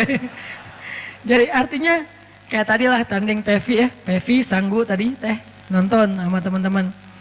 Begitu yang Jepang kan pas Sanggu yang street itu, yang pas Jepangnya main, yang keempat kan bagus semua tuh. Landingnya bagus, sempurna, skornya 8,7, tinggi-tinggi gitu. Pas yang kelima, ya Allah jatuh beneran. Wah akhirnya kita kayak bahagia gitu kan, lawannya jatuh gitu kan, berarti Sanggu bisa naik nih. Sanggu juga jatuh. Jadi kita doa, orang Jepang juga doa. Tapi sama-sama karena mungkin bukan masalah ibadah, ya Allah yang menentukan yang terbaik. Tapi ala kulihal, overall sih keren, pride. Barakallah buat Sanggu dan Pevi. Streaming, mudah-mudahan tetap semangat. Oke, balik lagi intermezzo. Teman-teman, jadi Allah memilihkan untuk seorang Muhammad kecil, ibu susuan terbaik, justru dengan cara apa? Gak punya modal, gak punya pengaruh, akhirnya dapatlah gak punya ayah, malah dapat ibu susuan terbaik. Kalau masih ada ayahnya, kalau ada modalnya, kalau punya pengaruh, pasti yang dapat itu ibu susuan yang ada maunya. Ini cara Allah teman-teman. Alam yajidka yatiman fa'awa. Selesaikah di situ? Belum. Selesai era susuan, bahkan Allah memilih untuk Nabi itu tempat beliau tumbuh dan belajar bahasa adalah tempat kabilah yang paling baik. Karena ada beberapa ibu susuan dari kabilah yang banyak, Allah pilih untuk Rasulullah kabilah Sa'diyah. Kabilah Sa'diyah ini apa? Yang ngomong bahasa Arabnya tuh paling lekoh. Yang ngomong bahasa Arabnya paling lekoh di antara orang Arab. yang paling ningrat gitu kalau ngomong. Saya pernah jalan sekali ke New Zealand, belum pernah ke London sih, jadi tahu Britishnya lewat New Zealand. Kalau ke Singapura kan beberapa kali lah ya, bukan karena banyak duit, bukan, karena transit. Ke Singapura beberapa kali lah ya, dengar scene English kan beda banget ya. Dengar scene English tuh kayak nggak pakai aturan, nggak pakai grammar, nggak pakai apa, nggak ada lekoh-lekohnya, apa gitu, santai ngomongnya. Tapi terus ada bahasa Inggrisnya American lah, orang Amerika yang slang kayak gitu-gitu. Begitu dengan anak-anak New Zealand kecil-kecil gitu, 4 tahun, 5 tahun ngomong bahasa British, itu lekoh banget, ningrat banget, jadi kayak nonton Harry Potter gitu. Dengerin aja mereka ngomong lekoh kayak gitu, kok bisa ya lidahnya gitu ya? Ngomongnya gimana sih? Itu anak Indonesia banget loh, wajahnya etnik banget, mukanya Indonesia banget, gak bisa ditipu. Tapi pas dia ngomong, itu udah kayak nonton dengerin Harry Potter. Lekoh banget. Ngomongnya what-nya aja tuh gimana gitu. Ngomong no-nya aja kayak dibuat-buat gitu. Tapi kalau kita jadi lucu ya, kalau mereka keren. Nah, Rasulullah tinggal di sebuah kabilah yang ngomong Arabnya tuh paling British. Dalam analogi kita ya, yang ngomong Arabnya bukan sin English, bukan sin Arabic, tapi Britishnya Arabic. Yang paling lekoh, yang paling ningrat, yang diksinya itu yang paling tinggi, sehingga Nabi tumbuh dengan bahasa yang seperti itu di Bani Sa'diyah. Ini skenario dari Allah. Wa wajadaka alam yajidaka yatiman fawa. Kalau sekolah kayak gitu mahal. Sekolah Arabik yang British banget mahal tuh. Dan yang sanggup sekolah kayak gitu hanya orang-orang kaya. Rasulullah, Allah punya cara sendiri. Allah tuh luar biasa, luar biasa. Gak ada duit, gak masalah kata Allah. Nanti aku undang aja hambaku yang paling tulus, yang dia bisa ngajarin hambaku ini bahasa Arab yang paling British. Arab yang paling British, ini jangan di-cut ya, jadi salah paham. Arab British apa maksudnya Ustadz? Maksudnya elegan gitu. Maksudnya elegan, lekoh, ningrat, diksinya keren. Nah setelah Nabi lekoh bahasa Arabnya, era pendidikan bahasanya udah selesai. Kan yang paling bagus bahasa itu dari kecil ya. Karena anak kecil cepat menyerap bahasa, baru nanti dia kayak anak saya orang Aceh, istri orang Jawa, tinggal di Bandung. Tapi kalau ngomong bahasa di rumah dia yang paling nyunda, karena teman-temannya anak-anak Bandung gitu. Jadi kalau dia ngomong Aisyah, Maryam tuh kalau ngomong sama saya malah kadang-kadang sering nanyanya ke Aisyah, Aisyah ini artinya apa sih? Aisyah ngajarin, kenapa? Karena dia tumbuhnya di Bandung. Kalau dia tumbuhnya di Aceh, dia bakalan bahasa Aceh. Kalau dia tumbuhnya di Surabaya, dia bakalan bahasa Surabaya. Nah, masing-masing dikasih lingkungannya. Nah, Rasul tumbuhnya di Bani Sa'di, bahasanya paling bagus. Udah selesai? Belum. Nanti ada era lagi, kedua, setelah masanya Abdul Muthalib, Aminah, Halimah, nanti ada era kedua. Awalnya dinaungi atau dipelihara oleh pamannya Abu Thalib. Ini era periode kedua. Dan ini juga luar biasa. Abu Thalib punya banyak anak, tapi yang paling disayang justru ponakannya. Punya banyak anak, tapi yang paling disayang justru ponakannya. Kemana-mana pergi pasti yang dibonceng ponakannya. Muhammad ikut paman, ikut boncengan, memotoran gitu. Motornya keledai, onta, kuda. Memotoran aja keliling Mekah, ke Suriah dulu namanya Damaskus, kemudian ke Yaman. Yang dibawa memotoran sama Abu Thalib touring kemana-mana itu siapa? Ponakannya, bukan anaknya justru. Kenapa bisa kayak gitu? Allah masukkan cinta ke dalam hati Abu Thalib, sehingga di antara semua keluarganya yang paling disayang justru bukan anaknya tapi ponakannya. Allah yang bikin kayak gitu. Sehingga karena sayangnya Abu Thalib kepada Rasulullah kecil, Muhammad kecil, akhirnya Abu Thalib tuh mikirin banget pendidikan Muhammad kecil. Mikirin banget. Gimana ya cara anak ini jadi seorang pemimpin? Anak-anak yang lain gak gitu-gitu amat. Tapi yang ini difikirin, sama kayak seorang ayah mikirin, nanti dia SD-nya di mana yang bagus ya? Browsing, banding-bandingin, komparasi yang satu dengan yang lain, harga, kurikulum, segala macam kan ya? Nanti SMP-nya di mana ya? Nanti dia belajar ini di mana ya? Nanti dia belajar itu di mana ya? Sama kayak sekarang saya mikir anak saya nanti kalau yang dia laki-laki dia harus bisa satu. Buat saya pribadi ini subjektif banget ya. Karena saya mengkader dia rambutnya harus panjang, keriting, berarti dia surfing, skateboard. Karena model rambut udah dapet nih, kayak reggae banget lah ya. Surfing, skateboard harus bisa. Berarti di belakang rumah saya harus bikin mini rem biar dia latihan sendiri gitu. Satu. Dari sisi mainnya. Dari sisi intelektualnya mulai sekarang karena istri memang sama-sama belajar di Mesir diajarin bahasa Arab. Jadi kita kalau ngomong rahasia dengan istri di rumah udah ketahuan sama anak-anak, tahu. Walaupun mereka nggak bisa ngomong bahasa Arab tapi ngerti kalau kita ngomong bahasa Arab. Saya misalnya bilang mau sesekali makan mie instan gitu kan ya. Kan biar anak-anak nggak ikut-ikutan, saya ngomongnya rahasia sama istri, pakai bahasa Arab, saya pengen makan makarona gitu ya. Baba mau makan mie instan ya, gitu langsung. Ketahuan, nggak bisa rahasia-rahasiaan lagi, atau mau keluar gitu. Kita keluar berduaan yuk, tapi pakai bahasa Arab. Gitulah pokoknya. Nggak. Jadi kita keluar berduaan yuk, nggak usah bawa anak-anak, pasti ketahuan. Kita mau ditinggal, kata mereka. Jadi karena udah dilatih di rumah dari sisi intelektualitasnya, bahasanya, nggak harus lancar ngomong tapi ngerti secara listening. Terus Al-Qur'annya, pokoknya bagian saya mah main aja, bagian yang tadi pendidikan apa segala macam istri aja lah, ngafal Quran, ngafal hadis, bahasa Arab. Ya sama Umi aja deh, sama Baba apa? Yuk kita jalan yuk kita main yuk. Bagian seru-seruan gitu. Supaya dia nanti kalau saya cita-citanya anak saya tuh kalau laki-laki tampilan reggae tapi instalasi di dalamnya tuh softwarenya Mekah. Jadi anak main tapi hafal Quran, pengennya mah, ya namanya juga orang tua kan ya. Nah Abu Thalib mikir banget buat Muhammad kecil. Gimana anak ini jadi seorang leader, gimana anak ini jadi seorang yang luar biasa, pemimpin umat, itu difikirin sama Abu Thalib. Kenapa kok bisa gitu-gitu amat? Allah titipin Muhammad kepada Abu Thalib. Alam yajidika yatiman fa'awa. Allah yang titipin. Kalau Allah titipin itu udah keren banget, udah pasti. Sehingga di sebelah Ka'bah itu teman-teman, sebelah Ka'bah itu ada sebuah spot, sebuah tempat kongres para ketua kabilah, pemimpin kabilah di Mekah, namanya Darun Nadwah. Itu di sebelah Ka'bah. Kalau sekarang mungkin jadi kayak makam Ibrahim gitu kan, kalau yang pernah umroh, daerah-daerah situ. Jadi sebelah Ka'bah ada tempat orang-orang kepala suku Mekah itu sering bikin kongres.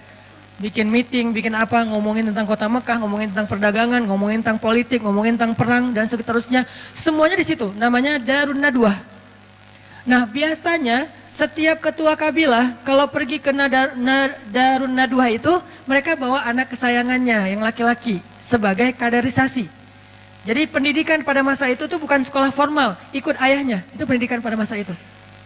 Bukan sekolah formal tapi ikut ayahnya, sehingga biasanya anak laki-laki nggak akan jauh-jauh dari ayahnya, anak perempuan nggak jauh-jauh dari ibunya. Sehingga Nabi SAW ternyata selalu dipilih oleh Abu Thalib di antara anak-anaknya untuk ikut Abu Thalib ke Darun Nadwah. Yang lain milih anak laki-lakinya, Abu Thalib milih ponakannya. Coba, ngapain dipilih ikut dalam Darun Nadwah? Nanti di Darun Nadwah dia duduk di sebelah Abu Thalib. Duduk di sebelah Abu Thalib, dengerin gimana cara komunikasi dalam sebuah musyawarah, meeting, kongres, gimana cara meyakinkan orang kepada pendapat kita, gimana cara komunikasi yang santun, gimana cara debat yang baik, gimana cara ngatur pemerintahan, gimana tentang politik, gimana tentang jihad, gimana membangun koalisi, gimana, itu Muhammad semuanya dengerin di sebelah Abu Thalib. Kebenaran Abu Thalib yang paling bijak di antara ketua kabilah. Jadi dia kayak belajar langsung ke legend-legendnya gitu. Belajar langsung ke legend-legendnya. Di situ nanti ada Abu Jahal, walaupun belum musuhan ya. Abu Jahal masih dikenal Abu Al-Hakam. Jadi kalau ngeluarin kata-kata itu syair semua. Nabi jadi ngedengar, oh gitu ngomong yang diksinya bagus. Oh gini ngomongnya yang punya wawasan. Oh gini ngomongnya yang menyampaikan teori, analogi segala macam. Muhammad belajar kayak itu.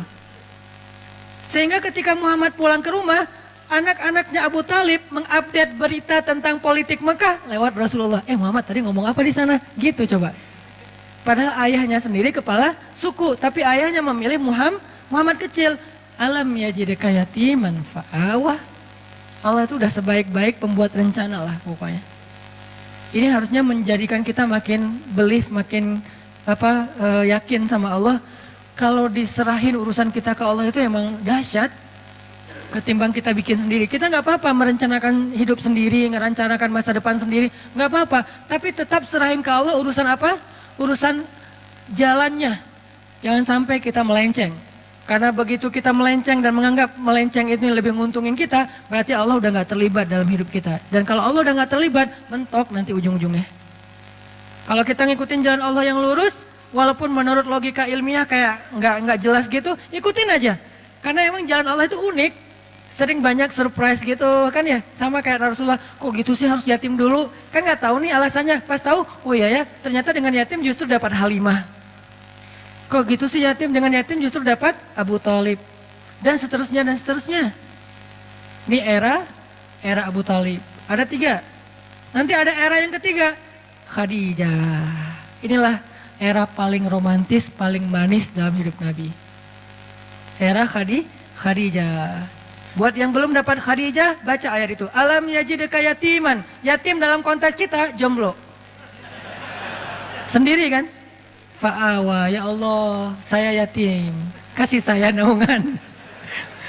Siapa naungannya? Khadijah, ya Allah. Sampai pertemukan saya dengan sosok Khadijah dan Aisyah. Ini udah keren banget nih. Khadijah yang sangat luas kasih sayangnya, yang bijaksana, yang matang. Aisyah yang seru. Faraha, maroha. Itu kata ulama tentang Aisyah. Faraha, maroha. Apa Ustaz arti faraha, maroha? Seru. Kalau biasanya saya nggak pakai teks Arab, sekarang saya pakai biar jelas. Artinya saya punya referensi ya. Walaupun gini-gini, LCJ. Kata Ustaz Abdul Somad, at-takabbur lil mutakabbir sedekah. Sombong kepada orang yang sombong, sedekah. Sombong sekali-kali. Kata ulama, Aisyah itu farohah marohah. Artinya apa? Seru. Asik, nggak garing. Nggak ada habisnya. Pokoknya Nabi kalau udah dekat Aisyah, happy pasti. Duduk di sebelah Aisyah, ketawa Nabi sampai kelihatan gerahamnya. Berarti kan happy banget kan? Jarang ada sahabat yang berhasil bikin Nabi ketawa sampai kelihatan geraham loh. Kecuali Aisyah. Dan kata Nabi, Aisyah itu seperti garam. Artinya makanan, mau bumbunya seabrek-abrek, nggak ada garam, tetap aja ada yang kurang. Nabi mau jalan sama siapa aja. Ada Abu Bakar, ada Umar, ada Utsman, ada Ali, ada seabrek sahabat. Kalau nggak ada Aisyah, aduh, kangen sama Aisyah gitu. Sama kayak kita lagi meeting sama teman-teman, lagi ngumpul sama teman-teman, tiba-tiba sambil meeting sambil japrian, yang garing nih nggak ada kamu. Itu tuh Aisyah banget loh. Jadi Allah memelihara Rasulullah SAW itu era yang ketiganya siapa? Era Khadijah, masanya Khadijah. Apa salah satu ayat tentang fa'awanya Rasul di masa Khadijah? Ketika Nabi dalam keadaan pulang takut, dathiruni, selimuti aku, maka Khadijah langsung menyelimuti Rasulullah. Bukan ditaruh selimut terus pergi, itu mah enggak Khadijah. Ini buat cewek-cewek di luar, kalau kalian pengen jadi Khadijah atau calon Khadijah, jangan cuma ngasih selimut terus pergi nonton, update status sendiri di luar, kayak gitu. Enggak, Khadijah itu menyelimuti Rasulullah dengan selimut dan juga dengan tubuhnya, dipeluk Rasulullah. Sehingga dikatakan oleh ulama, Khadijah adalah salah satu perempuan yang di dalam pelukannya lah Nabi mendapatkan wahyu. Salah satu perempuan selain Aisyah yang di dalam pelukannya Nabi mendapatkan wahyu. Wahyunya mana? Ya ayyuhal muddatsir. Itu Khadijah lagi meluk Rasul. Pelukan Khadijah sakinah buat Rasulullah SAW. Makanya saya sering bilang sakinah itu cuma ada 2 tempat. Duduk dalam majelis ilmu dan dipeluk oleh istri yang halal. Pacar halal maksudnya. Istri udah pasti halal mah ya. Pacar halal. Kalau nggak ada pacar halal, duduk dalam majelis ilmu. Kalau dua-duanya enggak, berarti nggak sakinah hidupnya. Kalau dua-duanya iya, wah itu mah sakinah banget. Alhamdulillah. Tenang duduk ke masjid, sakinah, pulang ke rumah, sakinah. Sesekali doang turbulence. Tapi seringnya stabil. Turbulence biasa lah. Rasulullah juga pernah turbulence dengan Aisyah. Ketika Aisyah cemburu kan wajar lah ya. Tapi Khadijah memeluk Rasulullah. Itulah fa'awanya Rasul yang ketiga. Terus pulang dalam keadaan sedih karena diomongin, dibully, di-hate sama orang-orang Mekah. Pulang zammiluni. Dipeluk lagi sama Khadijah. Ya ayyuhal muzammil. 2 kali adegan dipeluk sama Khadijah dan turun wahyu dalam pelukan Khadijah. Ini artinya teman-teman, benarlah Allah alam yajidka yatiman fa'awa, dan itu artinya ma wadda'aka rabbuka wa ma qala. Sekarang kita bandingkan dengan Nabi Musa di surat Al-Qasas. Nanti teman-teman baca sendiri, karena nggak cukup waktu buat kita baca sekarang, nanti baca sendiri.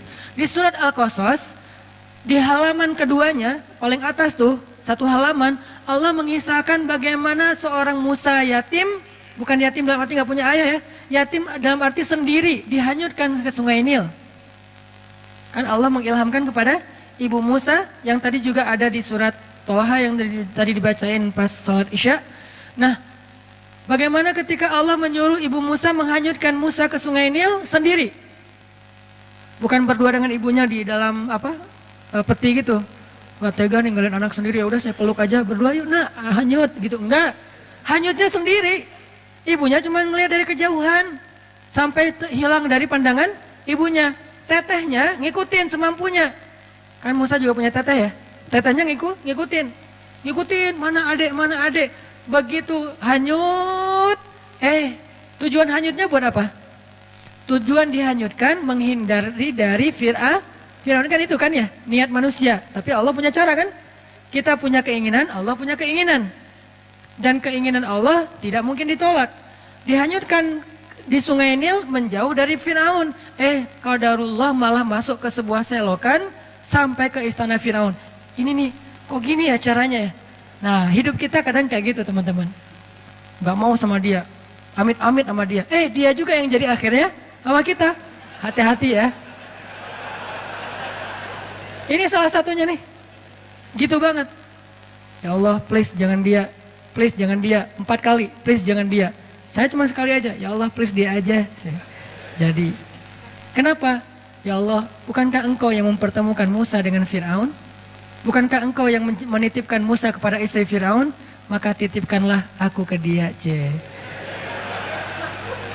Beda, redaksi doa ustadz lah ya.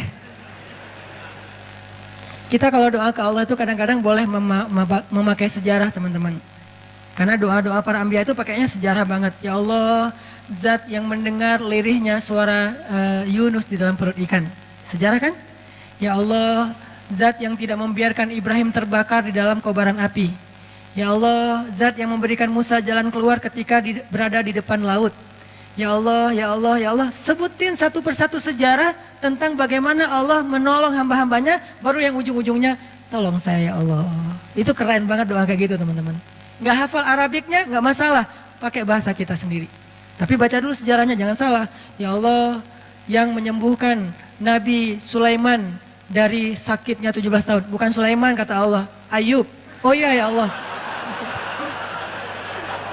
Jangan kebalik, udah pakai sejarah pede, salah pula gitu kan ya. Tapi nggak apa-apa sih, Allah maha pengertian lah sama kita ya. Arti pengertian apa? Bahasa Arabnya Raufun. Allah tuh maha pengertian banget sama kita. Tapi jangan disengaja. Ya Allah, yang mendengar suara lirihnya Nabi Isa di dalam perut ikan. Kapan Nabi Isa dimakan ikan ya? Itu Yunus hambaku, ya Allah itu maksudnya. Ya nggak gitu-gitu apa juga. Tapi baca sejarah terus sebutin dalam doa, itu keren banget tuh doa tuh. Ya Allah yang pada akhirnya memberikan seorang keturunan yang soleh kepada Zakaria. Kan gitu kan ya? Beri saya seperti itu. Dikasih Yahya. Ya Allah pengen banget punya anak yang nanti dia menjadi salah satu tokoh pergerakan yang membangun yang menyebarkan kebaikan agamamu, keadilan kepada orang-orang yang terzolimi ya Allah, seperti seorang ayahnya pendiri Turki Utsmani, panjang gitu. Beri saya anak laki-laki, saya kasih nama Ertugrul Ghazi. Dikasih. Sebutin sejarah, baca sejarah, karena saya senang banget sama sejarah. Buat saya sejarah tuh kayak nonton film, karena saya hobinya nonton. Daripada saya cuma nonton film entertain, kenapa nggak nonton film sejarah? Nonton film sejarah bisa dalam makna nonton filmnya atau baca bukunya, itu keren banget. Nikmatin banget adegan-adegan sejarah. Makin tebal bukunya, berarti makin detail adegannya. Gini banget ya, wah luar biasa ya. Diulang lagi, biar adegannya tuh menghayati, kemudian disampaikan dalam bentuk storytelling. Sirah, sejarah para nabi. Itu pas kita berdoa baca kayak gitu tuh kayak kita kayak lagi nostalgia gitu sama Allah. Ya Allah kan Allah dulu pernah gini. Iya. Allah kan pernah gini. Iya. Ya Allah kan pernah gini. Iya. Sekarang giniin saya dong. Oh ya udah deh gitu. Jadi kayak asik gitu kan doanya kan ya. Tapi kalau doa, ya Allah saya pengen ini. Apaan sih kamu? To the point banget sih jadi orang. Gak ada basa-basinya. Walaupun boleh banget sama Allah tuh boleh banget. Cuman kayak kurang romantis kan. Sama pasangan kita kalau mau minta sesuatu kan, yang kan kamu baik sama aku, kan dulu kamu gini-gini, kan kalau panjang, nih udah ada maunya nih kalau kayak gini kan suka gitu kan kalau kita ya. Iya, aku mau gini nih. Ya udah deh, karena udah dipuji-puji dari tadi tuh jadi kayak gimana gitu. Ya udah, sayang, kasihan. Allah tuh bukan mau dipuji, bukan harus dibeli dengan kata-kata gombal, bukan. Allah berhak mendapatkan itu. Kalau manusia aja kita gituin, Allah lebih berhak mendapatkan itu. Bukan karena Allah pengen digituin, tapi emang Allah yang paling berhak mendapatkan semua gituin. Maksudnya semua pujian kita gitu. Itu teman-teman. Jadi balik ke Musa, akhirnya hanyut ke sewakan, masuk ke tempat pemandian keluarga besar Firaun ditemukan. Intinya ada kalimat yang tadi saya baca di surat Thaha, ini kata kuncinya. Wa alqaitu ilaika mahabbatan minni walitusna'a ala aini. Itu kata kuncinya. Ketika ditemukan oleh keluarga Firaun, diberikan kepada istrinya Firaun, qadarullah istrinya Firaun belum punya anak. Itu skenario Allah. Istrinya Firaun belum punya anak. Begitu ngelihat bayi itu, wa alqaitu ilaika mahabbatan minni. Tiba-tiba aku masukkan mahabbah, cinta dariku ke dalam hati perempuan itu supaya dia mencintaimu, jatuh hati. Ini Allah yang bikin. Itu bukti ayatnya. Wa alqaitu ilaika mahabbatan minni. Aku masukkan cinta dariku kepadamu melalui seorang perempuan yang menemukanmu. Walitusna ala aini. Kemudian kamu dibesarkan di istana itu dengan pengawasan dari aku. Allah yang mengawasi. Walitusna ala aini. Kamu dibesarkan, kamu diperlakukan, kamu diapa-apain di dalam istana ala aini. Aku yang mengawasi. Coba. CCTV-nya langsung dari langit. Satelit. Ala aini. Ini kalimat jaminan banget loh. Walitusna ala aini, maka minta kepada Allah, ya Allah, peliharalah saya di bawah pengawasanmu, sebagaimana engkau memelihara Musa di istana Fir'aun. Sejarah kan? Sehingga ketika Fir'aun mau menyakiti Musa, Allah yang membela. Lewat siapa? Lewat istrinya. Datang Fir'aun, siapa ini? Pasti bayi Bani Israel nih yang mau dihanyutkan supaya nggak dibunuh. Nggak tahu, nemu, kata istrinya. Ya udah aku bunuh aja. Jangan gitu dong. Kalau udah diyang-yangin kan susah ya sama istrinya. Istrinya cantik pula, keren lagi tuh dan kesayangan Firaun banget. Sehingga akhirnya istri Firaun membujuk Firaun, Fir.